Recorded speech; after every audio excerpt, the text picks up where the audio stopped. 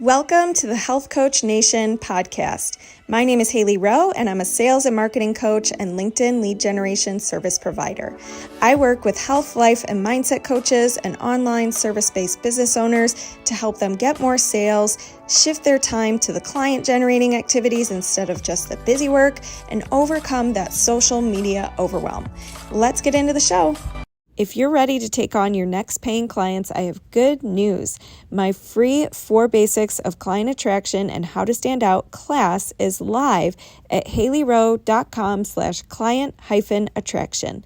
In the class, you're going to learn the top 2 traits I recommend for most coaches and entrepreneurs if they really want to turn this into a career.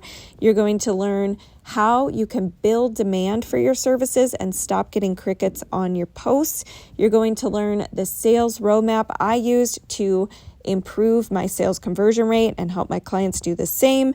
And you're going to learn so much more. So go to haileyrowe.com/client-attraction and get your copy of the class today. Hey, I am live today with Layla, and I'm so excited because she was a special guest expert in my Coach Inner Circle program for my clients.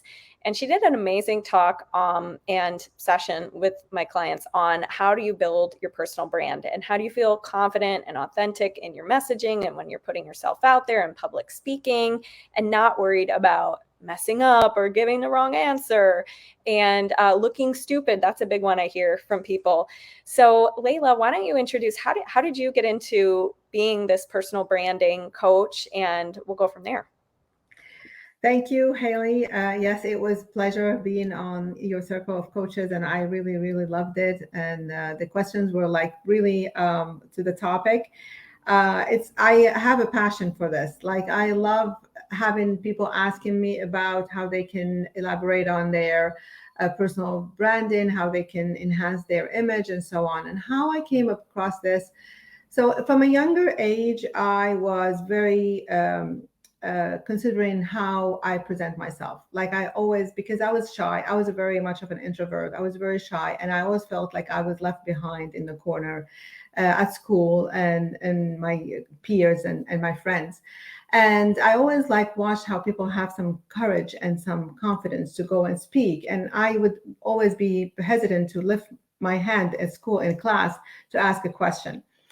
But over the time with my jobs that I've taken, I've worked in sales and marketing. You have to go and do like meeting clients. You have to start. So I had some training and how to overcome my obstacles of being shy. And over my journey, where I was like into a point that I was really well, I've been working in like public relations. I was a spokesperson. I find that public speaking for me was the push or the motivation to overcome my shyness and to overcome my uncomfort being in front of people. And that gave me confidence. Like I jumped into what I was fearful of. And I always tell people, it's not that you do not have any fears. Everybody have fears. It's how you deal with fear, how you overcome your fear, not by techniques and stuff. You just jump into it. Like whatever you fear, just go into it. And that's the only way, if that works for me.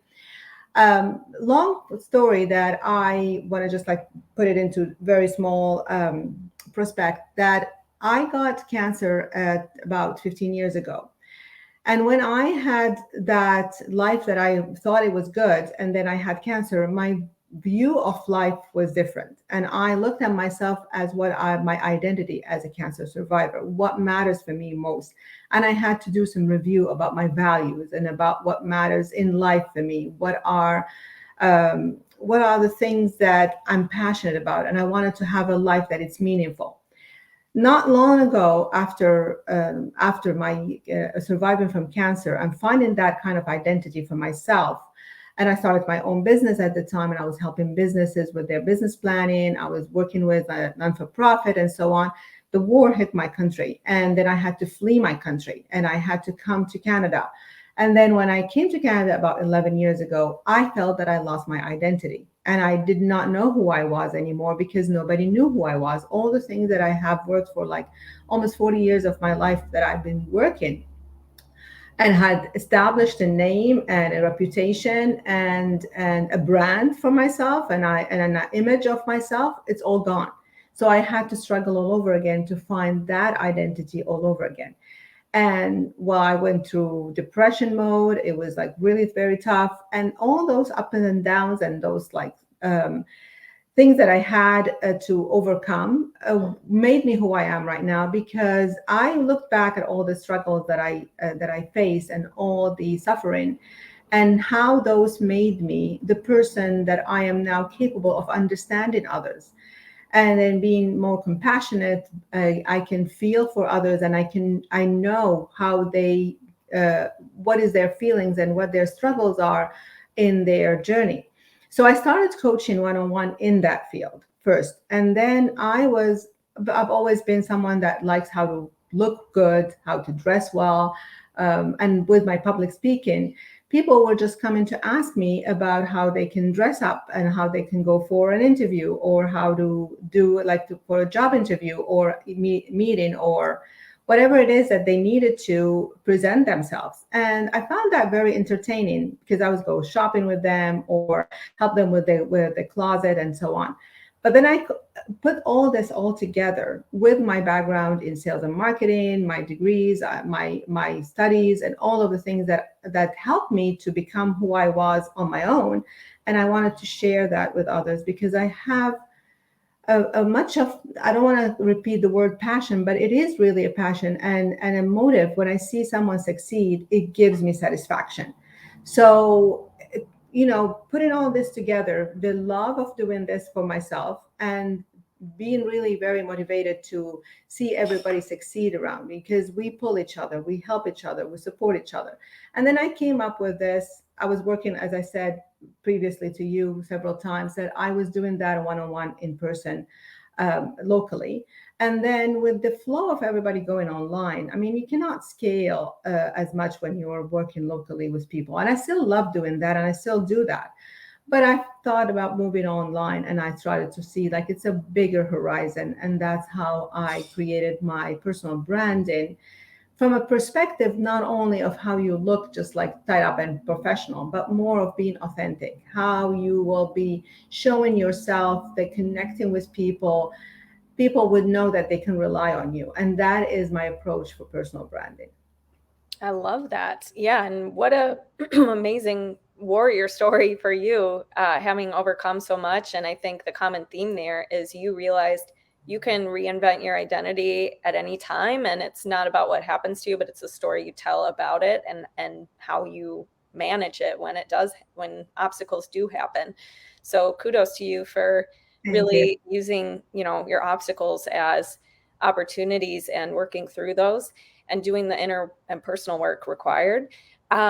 So when it comes to creating a personal brand, what does a personal brand mean to you? And what should we be looking out for if we want to be confident in our personal brand?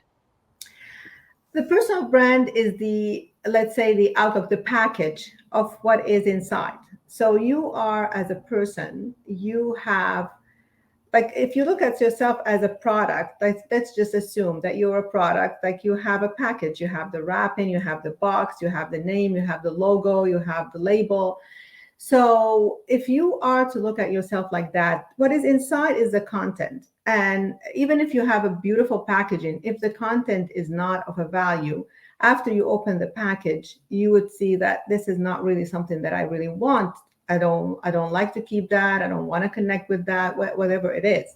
So there is some kind of quality that is inside anything that you want to purchase or buy, or have, or keep in your house, or to connect with, even your phone, or whatever it is, something, all the products. So I look at personal branding is how you package a quality content. The quality content is your values, it's your skills, your strengths, your passion. So these are the four corners of what makes you a unique brand, because nobody is like the other. We all have similar values. We might cross roads by values. Many people would have similar passion. They would have certain skills, but nobody has exact same values plus passion plus skills plus strengths. No one. Everybody has some sort of that. And that's how we connect with others, because we connect with others if we share their values. If maybe we share the passion, we will find them working something like in your hobby. If you want to paint, or if you love to sing or to dance, you will see people that they would be, encountering each other in certain circumstances or environment. But if you can, and I always have those four things to start with when I coach with people. Write down all your values and then choose the top three of those values. Then go and then look at what are your strengths. What do you feel that people will come to you and say, this is your strengths. I come to you because you can do this, and list them. They might be 10, they might be 15, they might be, I don't know how many, but at least have two or three that are your most top strengths. Then you can go and see, what are my skills? So the skills is something that you could do, maybe organizational skills, maybe you're good with negotiation, maybe you're good with your like public speaking, maybe you have some skills into like listening. Those are good skills. It doesn't matter what kind of skills. It might be skills that just like you like to maybe paint or draw, or maybe just like write notes, whatever the skills you have. Those are the unique skills, and put all also a top two or three. And then next, you can also look at your after skills is the your we said passion, we said skills and values. Then you have your strengths. So the strengths are something different than skills. Skills is something that you're good at, but the strengths is what gets you going. Like if you're courageous, if your strength is that you're compassionate, if your strength is something that you are maybe resilient, you're somebody who can overcome adversities, you don't let anybody crush you or something. Your strengths might be something else, might be not something that looks at really strong, maybe being so warm at heart. Maybe that's your strength. It doesn't have to be somebody really very strong and brave. It might be your shyness, might be your strength. Maybe that's how you approach people, being kind, being soft. So whatever it is, everybody has different things to feel proud of. Write them down, and there's a template that I help people with writing their brand message and their brand statement. And then that would be the one that they come to people and address themselves as such. So, as I said, the branding is your package. So when people see you, when they see Hailey, they know Hailey always come like as a confident person that is approachable. She's understanding. She listens to me. She provide me with safe space. So this is part of your brand. I don't like know you that long to know all of your brand, but over the time, the brand can elaborate, can be evolved. It doesn't have to be the same, because your values might stay a constant most of the time, but your strengths might different. Maybe you will gain a new kind of strengths. You get a new skills. You might be passionate about something else. You got introduced to something new, so you get more passionate about something else, and that would change your brand. But there is the core always that you keep. So Yeah. that's brief. I love that. Thank you for sharing that, and thanks for the analogy of the package you open up, and I love that. So when it comes to confidence in our personal brand and kind of being confident when we present ourselves, any tips about, because you said you had the fear, but you still did it and you just jumped right in. So that's tip number one. But when they aren't feeling the fear, any tips about how you manage that in interviews or when you're speaking or things like that? Well, I had been, like, I could tell you the first time I was on stage, I was in grade two, and the room got like black. I couldn't see anybody. There was no head there. I was just like, I thought I went blind. And I think most people, when they stop and talk first time, and I still I had it that for like longest time, the first time you step on a stage, the room would go like really blurry. Like you won't see anybody. You won't see their faces. You feel like even in your ears, you start like this sound of echo, and then you cannot even hear your voice, and your voice is shaking. This is normal. Even the most like skilled and experienced speakers, they do have sort of that. the beginning will be harder. And then one tip that I have worked for me, and it would work for anybody, try to find one person, one dot, one spot, and look at that person. Once you can identify the heads of people, because it will be really blurry, and then look at one person. Doesn't matter if you know that person or not, because you might be in a room of strangers you never met before. Look at any person and then try to focus your eyes to that one person, and then try to focus that into their eyes. And once the image in front of you got more clear, that the blurry vision is started to clarify, and you can start seeing that easily, ease your gazing into another person, to the one to the right, and then later on, and then put your head up and then look further, and then on the other side, and then that would make you feel like more calm. And speak quietly. Don't rush in speaking. Just speak quietly, even if the first few sentences are not coming up really clear, and then you feel like your voice is shaking. That's fine. Everybody knows that would happen. They don't see it. They don't hear it. It's only you. And even I say, I know it might be very tough. People usually, they just look at the paper and they speak from a paper. That's the worst thing, because that you think that you are saying the content of the text or the whatever you want to, the topic that you want to talk about. People want to connect with you, so try always to keep eye contact. That is always my advice to people when they start talking in public. Yeah, that's a great actionable tip. Everybody here today, next time you're in your interview, try to envision that. If it's online, envision that one face of your ideal client. If it's in person, find that one person in the crowd you can connect with.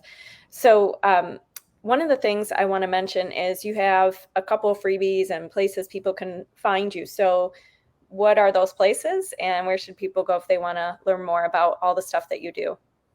So I do have my Facebook page, which it was personal, and then I'm turning like my personal page, Layla Rameh, and then I can share that later with you. And I have my group, which of the people who really are interested in learning more about personal branding. So that I have my group, Amplify Your Signature, and I share some live sometimes, and I do master classes, and I do virtual dinner parties. The virtual, I call them virtual tea parties. Anybody is welcome to join them. I do them at least once or twice every month. There's no sell-in, no pitch-in. It's just and it's not really networking, but it's a room for people to online to get together, and we talk about one topic at a time, and they will be like breaking up into rooms and asking questions. So that's a way to connect and learn. And I do have a few templates. I have the templates about like your personal brand messaging and your personal brand statement. I can share that with you. And I do have also a blueprint of a questionnaire that you can ask yourself, 24 questions that once you answer those questions, it would give you a guidance to creating your personal brand. Amazing. Well, I would invite everybody to fill out your personal brand, questions and that statement sheet, and then combine it with my free niche training at HaileyRowe.com, because that'll help you with the who you're trying to speak to, who is your audience. And then when you put those two things together, you're like, wow, my messaging is on fire. I'm ready to go. So thank you so much for sharing that. And we'll probably have you back at some point in this group. Thanks for coming, and I'll talk to you soon. Thank you, Hailey. It was a pleasure being here again. Have a good day. Bye-bye. You too. Bye. Hey, thanks so much for listening to this podcast. And if it's really helpful for you, I'd really appreciate if you share it and or leave a written podcast review. This tells the podcast sites that our show is useful, and it will be promoted to more people that way. Thanks again.